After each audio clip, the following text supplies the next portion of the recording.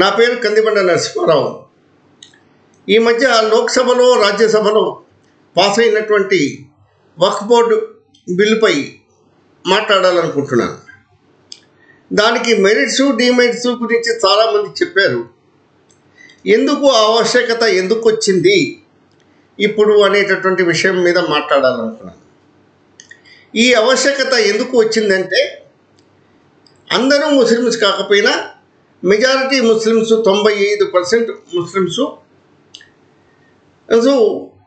Minority అని చెప్పుకుంటూ majority ఉన్నటువంటి హిందువులను ఏదో ఒక హిందువులనే కాదు, మన ఇండియాలో ఉన్నటువంటి హిందువులు, క్రిస్టియన్లు, సిక్కులు అందరినీ ఏదో ఒక విధంగా వాళ్ళ మీద ఆధిపత్యం చూపించడం మొదలు పెడుతూనే వచ్చారు.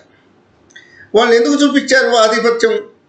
ఓటు బ్యాంకు రాజకీయాల కోసం 1947 నుంచి మధ్యలో కొన్ని రోజులు తీసేస్తే 2024 వరకు ప్రతి పార్టీ, ప్రాంతీయ పార్టీ కానివ్వండి, జాతీయ పార్టీ కానీ వాళ్ళకు పూర్తి స్వేచ్ఛనిచ్చింది.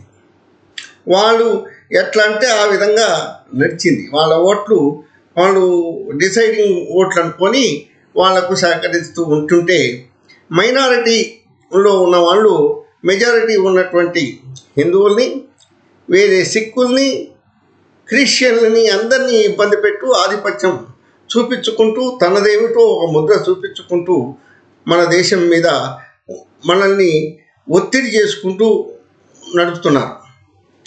దానికి కారణం కాంగ్రెస్ పార్టీ పూర్తి స్వేచ్ఛనివ్వటం.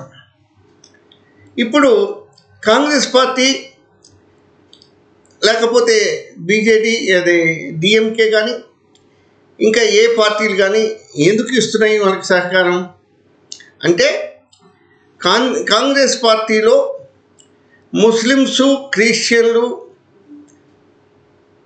లేకపోతే వాళ్ళ సొంత బలం 5% ఎక్కువలో ఎక్కువ 10% కంటే ఎక్కువ లేదు.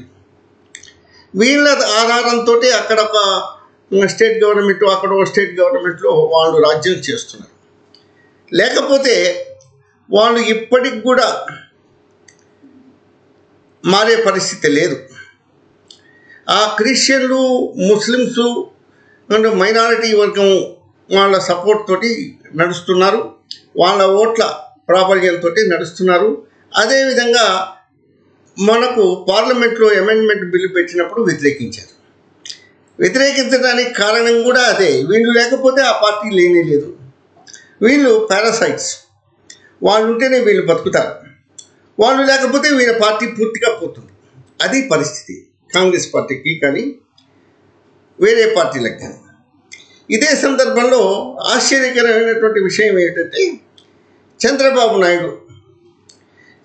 నాయుడు ముస్లిమ్స్కి అనుకూలంగా అనుకుంటూ ఉంటూ చివరికి ఆయన యొక్క వ్యతిరేకత చూపించుకుంటూ పడిపోయి మళ్ళా పైకి వచ్చి హిందువులకు సపోర్ట్ చేసేటటువంటి నరేంద్ర మోడీ గారితో సహకరించి వాళ్లకు నరేంద్ర మోడీ గారికి అనుకూలంగా ఓటేశాడు. అంటే ఆయన హిందువులకు అనుకూలంగా ఓటేయలే. ఆయన ఏదో ఒక విధంగా పదవిలో ఉండటం కోసం ఎన్ని పాచికలు వేయాలో అన్ని పాచికలు వేసి ఆ పార్టీలో ఉండి అటువంటి వాటి బిల్లులకు ఓటేస్తూ వచ్చారు. కానీ ప్రతి హిందువు దీన్ని ఎందుకు సమర్థిస్తున్నాడు అంటే, ముస్లిమ్స్, వేరే మైనారిటీ రిలీజియన్కి సంబంధించినటువంటి క్రిస్టియన్స్ కానీ సిక్కుల లాగా వాళ్ళ పని వాళ్ళు చూసుకుంటూ పోవటం లేదు. క్రిస్టియన్లు కానీ సిక్కులు కానీ వాళ్ళ రాజకీయ పద్ధతిలో వాళ్ళ పద్ధతిలో నడుస్తున్నారు. కానీ హిందువుల మీద ఆధిపత్యం చూసే పద్ధతిలో ఉన్నది ఓన్లీ ముస్లిమ్సే. ఎక్కువ భాగం ముస్లిమ్స్, అందరినీ అని చెప్పలేము అనుకోండి, 95% వాళ్ళే ఉన్నారు. వాళ్ళు ఏ విధంగా ఉన్నారు? దేశంలో హిందూ సామ్రాజ్యమైనటువంటి ఇండియాలో ఎక్కువ భాగం 8 లక్షల ఎకరాల భూమిలో వాళ్ళు వక్ఫ్ బోర్డుని అనుకుంటూ నడుపుతున్నారు. మీ అందరికీ తెలుసు, తమిళనాడులో ఒక గ్రామం మొత్తం వాళ్ళ కంట్రోల్లోనే ఉంది ఆ పొలాలని. కానీ ఆ ఊళ్ళో ఉన్న వాళ్ళంతా హిందువులు. ఆ విధంగా ముస్లిమ్స్ హిందువుల మీద ఆధిపత్యం చూపించారు. ఈ ఆధిపత్యం చూపించటం వలన వాళ్లకు ఎక్కడ లేనటువంటి అధికారాలు వచ్చి ప్రజల్ని ఇబ్బంది పెట్టారు. మీకు తెలుసు, చాలామంది టెర్రరిస్టుల్లో కూడా వాళ్ళే ఎక్కువ కనిపిస్తుంటారు, ముఖ్యంగా మన ఆంధ్రప్రదేశ్లో. కారణం ఏంటంటే వాళ్లకు పూర్తి స్వేచ్ఛ ఈ ప్రాంతీయ పార్టీలు, కాంగ్రెస్ పార్టీ ఇచ్చింది. ఇంకా తప్పనిసరి పరిస్థితుల్లో చంద్రబాబు నాయుడు ఓటేకి తప్పలేదు. వాళ్ళకు వ్యతిరేకంగా బీజేపీకి అనుకూలంగా ఓటేకి తప్పలేదు. ఎందుకంటే మనకి ఇదివరకు తెలుసు, గోత్రా ఇష్యూలో నరేంద్ర మోడీ గారిని ఎంత ఇన్సల్ట్ చేశాడో చంద్రబాబు నాయుడు మనందరికీ తెలుసు.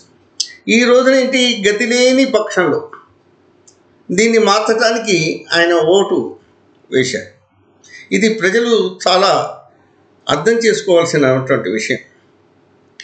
మన అదృష్టం, ఇప్పటికైనా హిందువులకు ఒక స్వేచ్ఛ హిందూ దేశం ఇండియాలో రాబోతున్నదనేటటువంటి శ్వాసను పీల్చుకుంటున్నారు అనేటటువంటి ధైర్యం వచ్చింది ఈ బిల్లుతోటి. ఈ బిల్లు మనకు చాలా ఉపయోగపడుతుంది. ఇంకా కఠిన నిర్ణయాలు ఒక బోర్డులో ఇంకా తీసుకోవాల్సిన అవసరం ఉంటుంది.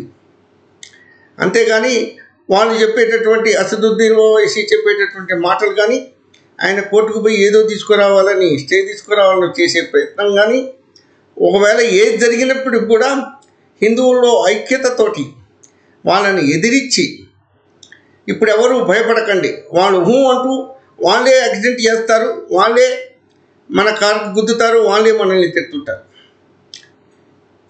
అదే పరిస్థితి హిందువులకు రాకూడదు. మనం స్వేచ్ఛగా నడిచేటట్టు ఉండాలి అంటే వక్ఫ్ బోర్డులో అమెండ్మెంట్స్లు ఇంకా కఠినతరంగా తీసుకొచ్చి వాళ్లకు ఓన్లీ మసీదులు నిర్వహించుకునేంత భూమి మాత్రమే వచ్చి మిగిలినంతా కేంద్ర ప్రభుత్వం తీసుకునే పరిస్థితి రావాలని ప్రతి వాళ్ళు ఆశించి ప్రభుత్వానికి తెలియజేసేటట్టు నరేంద్ర మోడీ మళ్ళా ప్రభుత్వంలో వచ్చి వీళ్ళను ఎక్కడ ఉంచాలో అక్కడే ఉంచి అందరికీ, అంటే మనం ఎప్పుడైతే ఇబ్బందులు పడకుండా ఉండాలి అనుకుంటే ఈ మనల్ని ఇబ్బంది పెట్టేటటువంటి ముస్లిమ్స్కి, కొంత అందరినీ సమతులంగా చూసేటటువంటి ముస్లిమ్స్కి, క్రిస్టియన్లకి, హిందువులకి, సిక్కులకి అందరికీ సమాన హక్కులు, స్వేచ్ఛ ఉండేటట్టు ఈ ప్రభుత్వాలు చేయాలి. అప్పుడు ఈ బిల్లు చాలా ఉపయోగపడుతుంది. ముఖ్యంగా ఇటువంటి ప్రాంతీయ పార్టీలు వాళ్ళు దోబూచులాడుతూ హిందువులను ఇబ్బంది పెడుతున్నారు. వాళ్లకు తగిన బుద్ధి చెప్పేటట్టు ప్రజలు చూసుకోవాల్సిన అవసరం ఉంది. నా పేరు కందిబండ నరసింహారావు, విశ్లేషకుణ్ణి. నా వీడియో బాగుంది అనుకుంటే మీరు సబ్స్క్రైబ్ చేయండి, లైక్ కొట్టండి, ఫార్వర్డ్ చేయండి.